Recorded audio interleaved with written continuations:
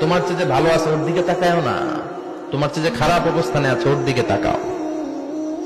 অনেকে নিজের অবস্থান নিয়ে সুখী না, এরকম আছে না নাই?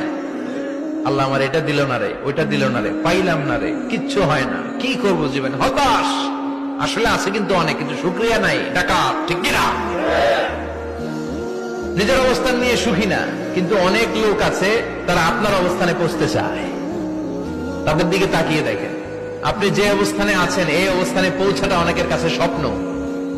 তারা প্রতিনিয়ত সংগ্রাম আর স্ট্রাগল করে যাচ্ছে আপনার অবস্থানে পৌঁছতে, আর আপনি এটা নিয়ে সন্তুষ্ট না। শেখ সাদির নাম শুনেছেন?